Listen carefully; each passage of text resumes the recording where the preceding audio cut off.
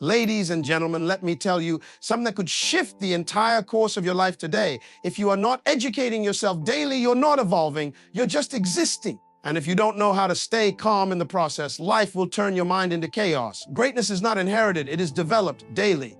This is not a one-time act, this is a lifestyle. Your mind is a garden. Water it daily, your mind is a garden. Water it daily. Let that settle in your spirit for a moment. Imagine walking into a garden that hasn't been cared for in weeks. What do you see? Overgrown weeds, dried up soil, scattered leaves, and perhaps even pests devouring what little life remains. That's exactly what happens to a human mind that isn't being fed with intentional knowledge and wisdom every single day. You see, the mind is not static, it's not passive, it's a living, breathing field of potential. And if you don't take responsibility for what grows there, something else will. Every day, the world is throwing seeds at you. Social media, gossip, television, negativity, fear, bad news. These are seeds too. But they're not seeds of growth, they're seeds of distraction and decay. They look harmless at first, just one video, just one scroll, just one conversation, but they begin to take root, and before long, your garden is no longer yours. It's owned by noise. That's why you must become the gardener of your own mind. And not just once a week, not when it's convenient, daily. Think about it like this. What if your success, your peace of mind, your self-worth, what if all of it is locked inside the seed of one idea you haven't discovered yet? That idea is not going to knock on your door. You have to seek it out. You have to read the books that challenge your thinking. You have to listen to the voices that lift you higher, not just entertain you. You have to sit in silence sometimes, journal your thoughts, reflect on what you've learned, and ask yourself, how can I become 1% better today? Because even 1% daily turns into a completely different life in a year. Let me bring it to life with something simple, coffee. Millions of people start their day with coffee. Why? Because it's a ritual. They believe it gives them energy, focus, a fresh start. Now imagine if we treated the mind the same way. Imagine if every morning, before the world could interrupt us, we took 10 minutes to read something profound, to listen to something wise, to write something intentional. That ritual alone would separate you from 90% of the population who are waking up reactive, checking their phones before they've even checked in with themselves. A garden can't flourish in chaos, and neither can you. You don't need to be in a classroom to educate yourself. You are the student, the teacher, and the curriculum. Every conversation is a class. Every mistake is a lesson. Every challenge is a quiz, and every book, every podcast, every meaningful experience, that's your private university. So when you say, I don't have time, you're not talking about time. You're talking about priorities, because you make time for what you value. And if you don't value your mind, the world will use it for you. One of the most powerful things you can do is this: take control of your inputs. What you consume becomes who you are. If you spend every day watching people argue online, chasing clout, or talking down to each other, guess what? You start to internalize that energy. But when you wake up and feed your mind a quote that stretches you, a passage that humbles you, or a story that inspires you, something shifts inside you. That seed goes deep, and it doesn't just stay in your mind, it starts to influence your attitude, your decisions, your behavior. I've seen people who never had access to formal education, but they educated themselves daily. They read, they listened, they watched, they learned, and they became some of the wisest, most strategic, most visionary thinkers I've ever met. Because wisdom is not a degree, it's a discipline. You don't need permission to grow. You don't need approval to learn. You just need desire. That hunger to become more. That fire that says, I refuse to let my mind live on junk food. Let me ask you, have you ever had a day where you fed your mind something powerful in the morning and it stayed with you all day? Maybe a line from a book, a quote from a mentor, or a lesson from life. That's not random. That's a harvest. That's what happens when you plant daily. And if you do that enough times, eventually your mind becomes a place of strength. People will look at you and say, you're always so calm, sharp, so focused. What's your secret? And your answer won't be something flashy. It'll be something simple. I take care of my mind daily. This is not about perfection. It's about consistency. It's about waking up and choosing to feed your mind with growth instead of garbage, to water your thoughts with wisdom instead of worry, to cultivate clarity instead of confusion. Because if your mind is a garden, then your future is the fruit. And every single day, you're either planting something that will feed you or something that will starve you. Stillness is a skill. Learn it. Stillness is a skill. And it's one of the most underrated, overlooked, and misunderstood forms of strength in the world today. We live in a society that glorifies motion. Everybody wants to be seen doing something. If you're not moving, they say you're lazy. If you're not rushing, they assume you're behind. If you're not making noise, they think you have nothing to say. But let me tell you something powerful. The greatest breakthroughs in life don't happen in noise. They happen in stillness. The deepest wisdom doesn't come from speaking, it comes from listening. Stillness is not weakness. Stillness is not silence because you're scared to speak. Stillness is mastery of the moment. It's when the world is spinning and you're standing still because your peace does not come from the outside. It's anchored on the inside. You see, storms don't drown people.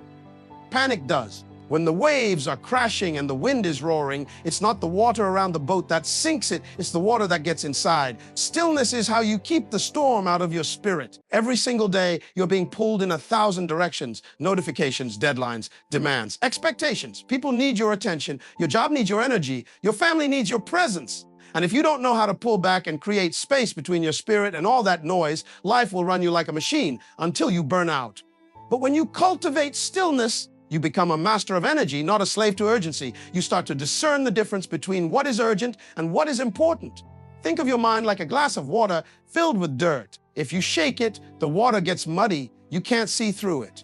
That's what your thoughts look like when you never pause. Everything's cloudy. You're overwhelmed. You're confused. You can't make decisions because your mental clarity is polluted. But if you let that glass sit still, the dirt begins to settle. And suddenly, the water becomes clear. That's what stillness does. It settles your thoughts. It clears your vision. It gives you clarity in a world that's drowning in confusion. Most people don't know how to sit still.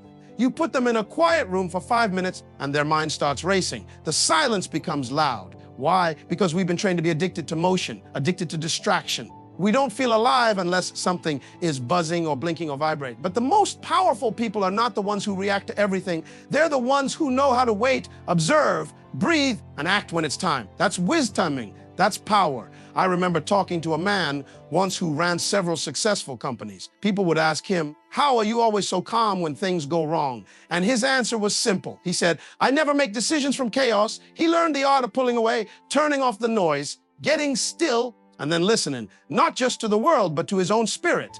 That's what made him dangerous. That's what gave him the edge. He wasn't faster. He was clearer. Stillness doesn't mean inaction. It means intentional action. It means your movements are precise, thought out, centered. It means you're not wasting energy fighting every battle or chasing every opportunity. You begin to understand that not every door is meant to be open. Not every call is meant to be answered. Not every invitation is an assignment. That kind of clarity only comes when your soul is still enough to recognize what's real and what's just noise. Think about it. When was the last time you sat in silence, not with your phone, not with music, not with TV on in the background, but real silence, just you and your breath? Most people run from that moment because in that stillness, the truth shows up, the truth about who they are, the truth about what they're avoiding, the truth about where they're hurting. But here's the secret truth is what heals you. And you can't find it when you're constantly distracted. Stillness is where strategy is born. You don't find direction in chaos. You find it in calm. That's why the best athletes, the most effective leaders, the wisest thinkers, they all have a moment of pause before they make a major move. They breathe, they listen, they align, and then they strike. That's why when they move, it looks effortless, because their power was built in the pause. Their clarity was sharpened in the stillness. You ever seen a lion before it pounces? It's not frantic. It's not loud. It doesn't waste energy. It crouches. It watches, it waits. That's stillness. It's focus power. It's the calm before impact. That's what you must learn. Don't be loud to be heard. Don't be busy to feel worthy. Don't move just to say you're active. Learn to sit, learn to breathe. Learn to quiet the outside so you can hear the inside, because stillness is where you meet yourself. And once you meet yourself, you'll stop begging the world for permission to be great. Create a learning ritual, not a schedule. Create a learning ritual, not a schedule. That one shift in mindset can change everything about the way you grow, the way you think, the way you transform your life. Schedules are based on convenience. Rituals are rooted in commitment. You can break a schedule and no one will notice. But when something becomes a ritual, it becomes sacred. It becomes a non-negotiable part of your life, something that defines your day, not something you try to squeeze in when you have free time. Learning is not something that should be penciled in between distractions. It should be built into the very architecture of who you are becoming. People say all the time, "I want to grow, I want to change, I want to be better." But their actions reveal the truth. You don't grow by accident. You grow by ritual. You grow by showing up for your own evolution every single day. You grow when you turn knowledge into a habit, when you discipline your mind to expect growth the same way it expects breakfast, coffee, or a morning scroll through social media. Think about it. Brushing your teeth isn't something you debate. You don't sit around wondering if you feel like it today. You do it because it's part of your hygiene. Now ask yourself this, is your mind not just as important? Is your peace, your purpose, your potential not worthy of the same daily maintenance? The difference between average people and extraordinary people is not talent, it's ritual. It's what they do daily, consistently, whether they feel like it or not. A learning ritual doesn't have to be complicated. It's not about reading 100 pages a day or attending every seminar. It could be 15 minutes every morning listening to something that stretches your thinking. It could be reading one page from a book that speaks life into your vision. It could be writing one new idea in a notebook every day and revisiting those ideas weekly. The power is not in the length, it's in the consistency. Greatness is never built in a day, but it is built every day. Look around you. Look at the people who are rising, the people who seem calm under pressure, the ones who speak with depth and move with strategy. That's not luck. That's the result of invisible rituals. They've trained their minds to feed on growth instead of gossip. They've prioritized wisdom over entertainment. They've created sacred space in their daily life where learning isn't optional. It's essential. While others are reacting to the world, they are rebuilding their inner world quietly, daily, with intention. And let's be honest, we all have rituals. You may not realize it, but you already do. You wake up and check your phone. That's a ritual. You scroll through social media for 20 minutes before bed. That's a ritual. You talk to the same people, watch the same shows, complain about the same problems. Rituals. The question is not whether you have rituals. The question is, are your rituals building you or breaking you? A learning ritual is an act of self-respect. It's saying to the world, before I give my energy away, I must fill my cup. It's saying, I refuse to live on autopilot. I choose to grow today. You don't need to wait for a classroom. You are your classroom. Life is the teacher. Wisdom is everywhere. But you have to create a daily rhythm that keeps your mind in alignment with your vision. Otherwise, you'll wake up 6 months from now and realize you're running in circles, busy, but not becoming anything new.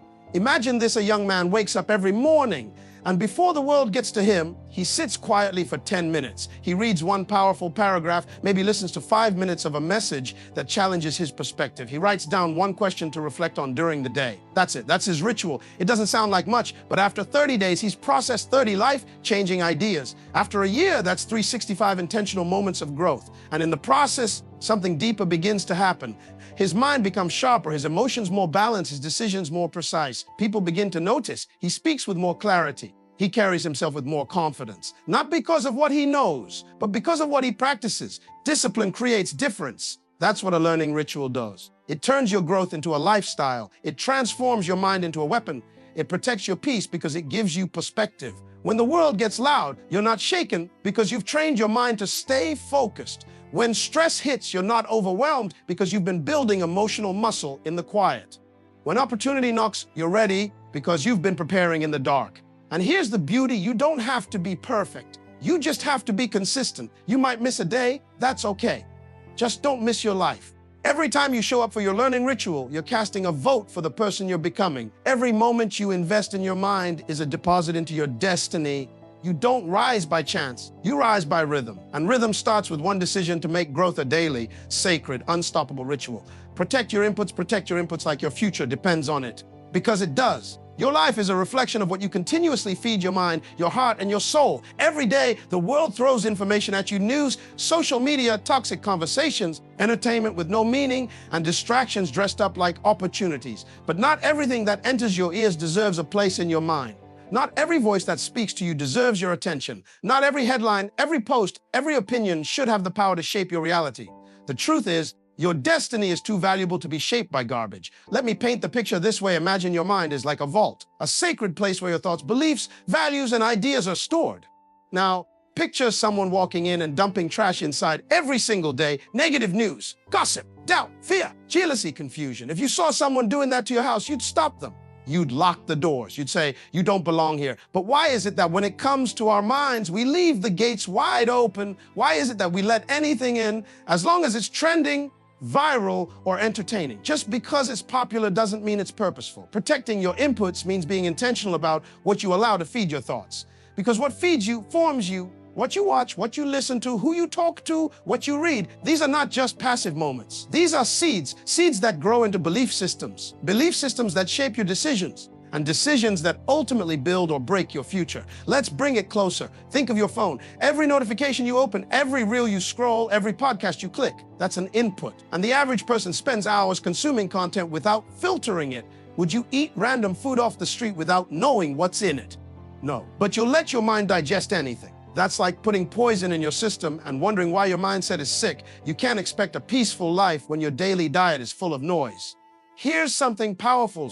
Every input has an output. If you constantly listen to people who complain, you'll start to complain. If you surround yourself with those who blame others, you'll adopt their mindset. But if you fill your ears with truth, wisdom, strategy, and clarity, you'll begin to move like someone who has direction. You don't even realize how much you're absorbing until your life starts echoing it back. The anxiety, the confusion, the comparison, it didn't come out of nowhere. It came from unchecked inputs. I once met a woman who was always overwhelmed. She said, "I'm trying to be positive, but everything feels heavy." When we dug deeper, we realized that her mornings began with scrolling through chaos. News of war, violence, people arguing, and influencers pushing false perfection. She didn't even realize she was absorbing stress before she even left her bed. That became her emotional climate, and all it took to start changing her life was this: she began protecting her morning. No phone for the first 30 minutes. Instead, she listened to something inspiring, wrote down 3 intentions, and read 1 chapter of a book that stretched her. That one shift, protecting her first input, began to shift her entire mindset.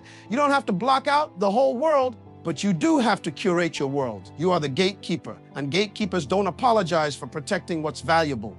You don't need to explain why you don't entertain gossip. You don't need to justify why you stopped watching mindless drama. You don't owe anyone an explanation for prioritizing peace over popularity. Because what's shaping your mind is shaping your life, and that is non-negotiable. Even the people around you matter. If you're constantly surrounded by small-minded thinking, guess what happens? Your dreams start to shrink to fit the size of their comfort zones. You need to surround yourself with people who elevate your thinking, not those who infect it. If someone can speak death into your vision with 1 sarcastic comment, that's a toxic input. Learn to identify that and have the courage to disconnect. Music is an input. Movies are inputs. Conversations are inputs. Some of you are wondering why your energy feels off, and it's because your daily soundtrack is full of pain, chaos, violence, or lust. That stuff seeps into your subconscious. And the dangerous part, it becomes normal. But what you normalize, you begin to live. What you tolerate mentally, you start to embody emotionally. Start asking yourself powerful questions. Is this content helping me grow? Is this voice aligned with my future? Is this conversation feeding my purpose or starving it? If the answer is no, cut the input. No guilt, no hesitation.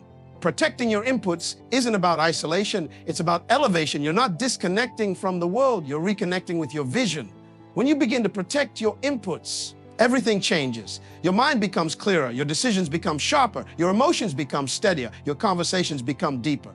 You don't react to noise anymore because you've trained your mind to listen to truth over volume. You realize that your peace is more powerful than their pressure. And once you truly understand the power of your inputs, you'll never again leave your mind unguarded. Read to grow, not just to know. Read to grow, not just to know. There's a major difference between the two, and if you miss it, you'll spend your life gathering facts but never developing wisdom.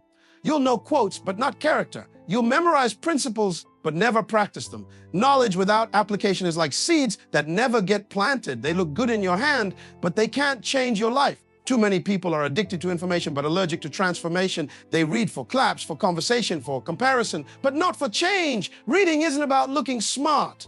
It's about becoming wise. Every time you open a book, you're not just flipping pages, you're entering a conversation with minds that have already walked the road you're trying to figure out. But if all you're doing is highlighting cool lines and posting them on social media, you're missing the point. Growth doesn't come from collecting content. Growth comes from confrontation. When what you read confronts how you think, when it challenges your habits, when it shakes your comfort zone, that's when reading becomes powerful. You see, most people read like tourists. They browse, they skim, they jump from one idea to the next without ever going deep. But leaders, true leaders, read like warriors. They read to sharpen their minds, to refine their vision, to equip their souls. When you read to grow, you don't just say, that's a good idea. You ask, how can I live this? Where can I apply this today? What mindset needs to change right now because of what I just read? Let me show you how this plays out in real life. There was a young man I met who had shelves full of self-help books. He could quote every leadership guru, name every productivity hack, list every principle, but his life was still stuck. He had all the knowledge, but none of the movement. Why? Because he was reading to know, not to grow. He was collecting ideas like trophies, but he never put them into action. I told him, stop reading for entertainment. Start reading for elevation. One good idea lived out is worth more than 100 great ideas left on a shelf. A reading to grow means you slow down. You sit with a sentence until it speaks to you. You don't rush past truth. You wrestle with it. You let it pierce your pride. You let it expose your blind spots. You let it lead you to questions, not just answers. Because the right question can change your direction more than 1,000 facts ever could. Ask yourself, When was the last time something you read shifted your thinking so deeply that you changed your routine the next day, that you apologized to someone, that you took a bold step forward? If your answer is, I can't remember, then you're not reading to grow. You're just reading to know. And there's no transformation in that. Growth requires discomfort. It requires reflection. It demands action. You can't just read about discipline and expect your habits to change. You have to build the discipline. You can't read about purpose and expect your life to feel meaningful. You have to start walking in purpose. That's how growth works. It turns the page into practice. Let me take it deeper. Reading to grow is about reading for your future self. Every page is a seed planted in who you're becoming. You're not reading for today's convenience. You're reading for tomorrow's competence. Every insight is a tool you might need in a season you haven't entered yet. Every truth is preparation for a door that hasn't opened. Every story, every lesson, every challenge, it's building mental muscles for a moment that's coming. Think of your mind like a garden. Reading to grow is how you till the soil.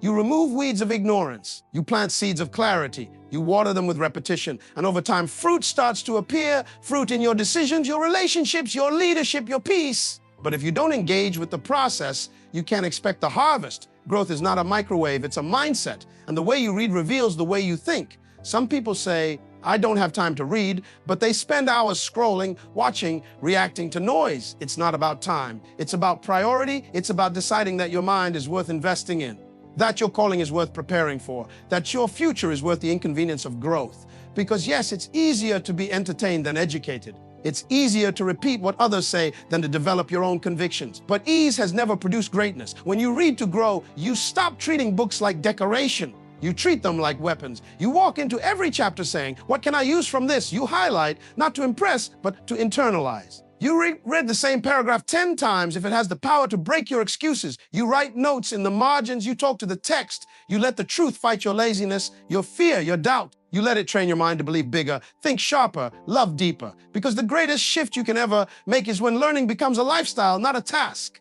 When growth becomes your identity, not your obligation. When reading becomes your fuel, not your chore, that's when you know you've stopped reading to know and started reading to grow. Calmness comes from clarity. Calmness comes from clarity. Not from control, not from comfort, not even from the absence of chaos. It comes from the deep knowing of who you are, what you value, where you're going, and why you're here. Clarity silences confusion. It doesn't remove all your problems, but it removes the noise that makes those problems bigger than they really are.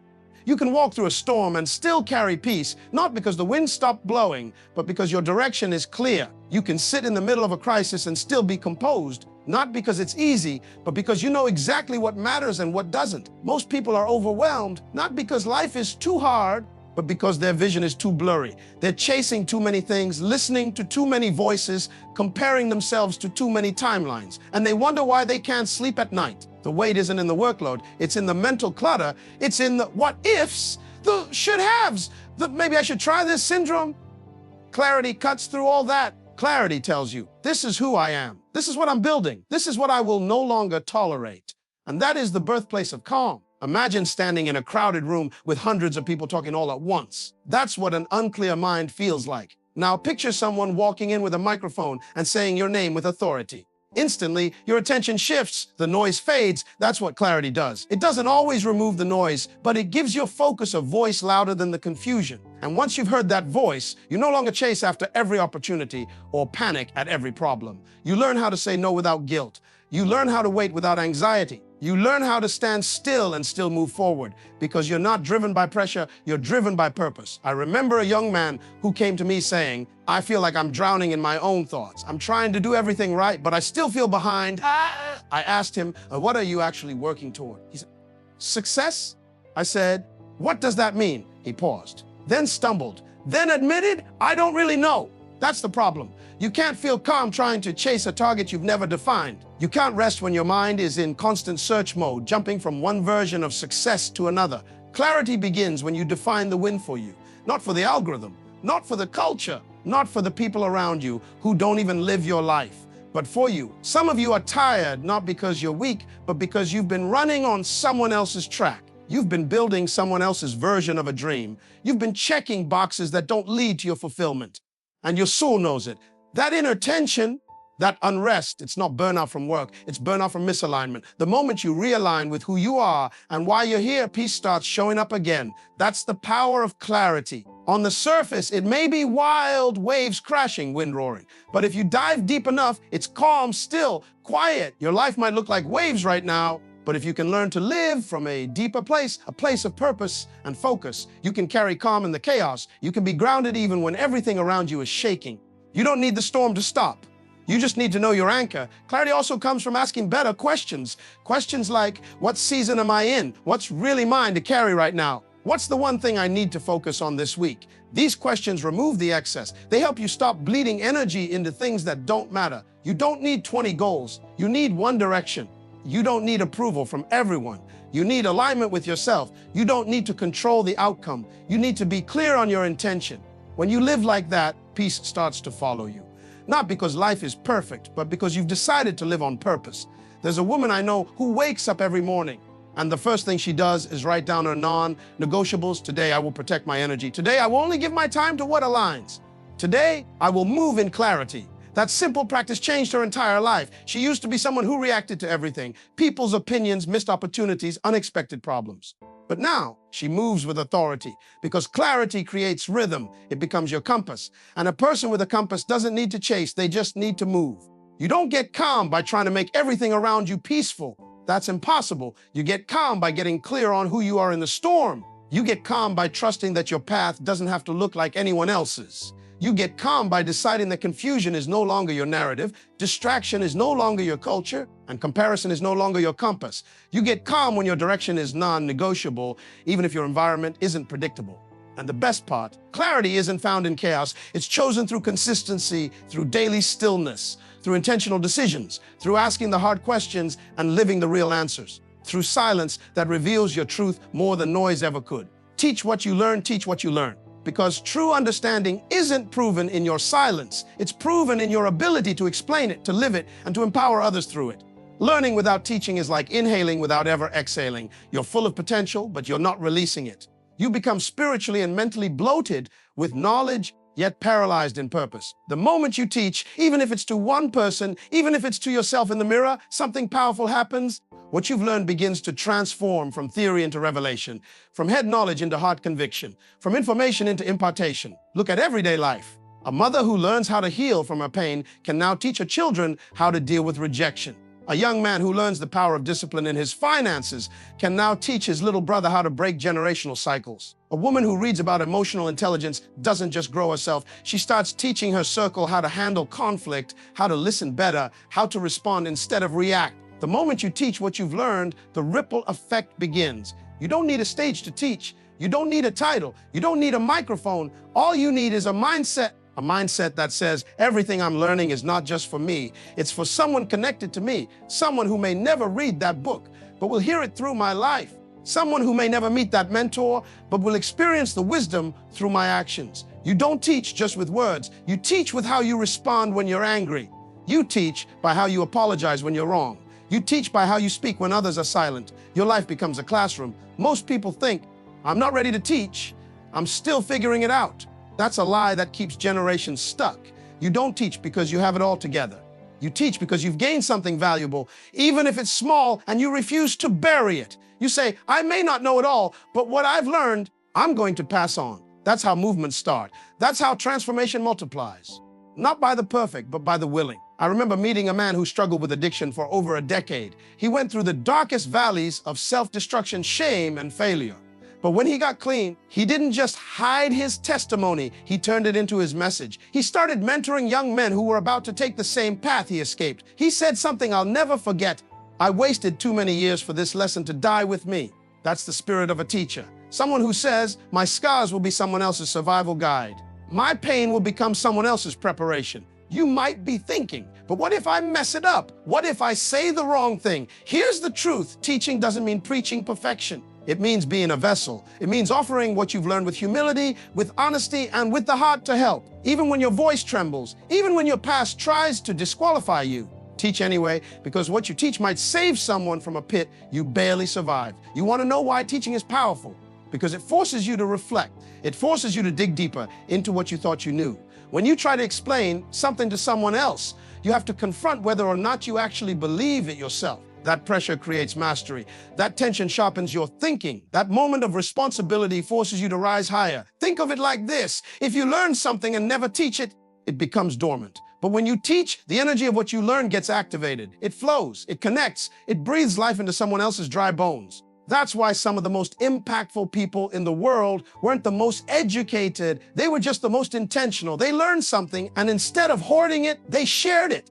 Instead of saying, I'm not qualified, they said, this might help someone. That's all teaching is, a decision to share, to serve. You don't need a curriculum to teach. You just need conviction. You don't need a classroom. You just need courage. Your daily interactions are opportunities to transfer wisdom. At work, when you help a colleague solve a problem, that's teaching. At home, when you tell your child why honesty matters, that's teaching. Online, when you share something that helped you overcome anxiety, that's teaching. Every moment becomes an opportunity when you see yourself as a vessel, not a container. Some of the greatest breakthroughs don't come from experts. They come from people who say, I learned this yesterday, but it already changed my life.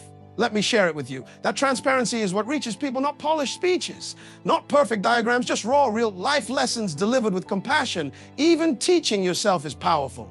Speaking to your future self, writing letters to the person you're becoming, affirming the truths you've learned out loud every morning until they rewire your subconscious. That's teaching too. That's reprogramming your spirit to remember what you've already overcome. When you make the decision to teach what you learn, your life gains momentum. Suddenly, learning has purpose. Growth becomes contagious. And every room you enter is better because you walked in not just full, but ready to pour. You were not born to simply exist. You were born to expand, to elevate, to evolve. And everything you're learning is a seed meant to grow beyond you. Don't let what you know die inside you. You are a walking answer to someone's silent question. You are a living solution to a problem in the world. The moment you recognize that what you've been through, what you've learned, and what you're still becoming is worth sharing, everything about your life starts to change. You stop waking up just to survive. You start waking up to serve, to speak, to sow seeds of transformation. There's a voice in you that has been quiet for too long. Not because you have nothing to say, but because you've convinced yourself that someone else can say it better. Let me tell you this, the world doesn't need a copy of someone else's gift. It needs your voice in your tone, with your truth born from your experience. Your journey didn't happen by accident. Your pain had purpose. Your struggles were shaping your assignment. The same way a diamond forms under pressure, your brilliance is the result of battles you didn't think you'd survive. But here you are.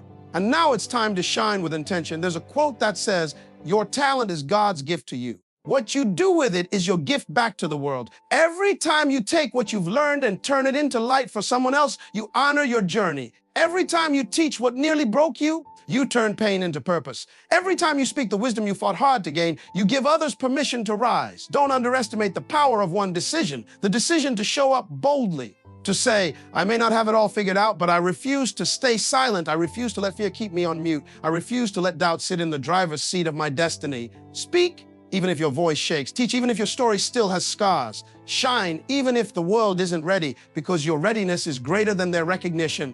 It's not about applause. It's about assignment. You weren't created to consume life. You were created to contribute to it. Let your knowledge flow like a river, never still, never stagnant, always moving, always refreshing.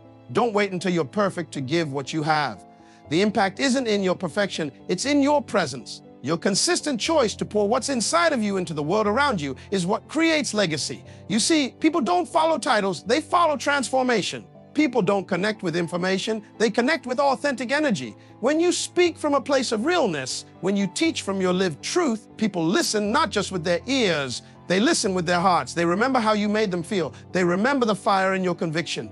And that fire, it lights up rooms. It breaks mental chains. It sparks a new beginning in someone who thought they had nothing left to give. So remember this, you don't have to be famous to be impactful. You just have to be faithful with what you've been given. Keep showing up, keep growing, keep teaching, keep leading even when no one's watching, because your discipline in private will echo in public.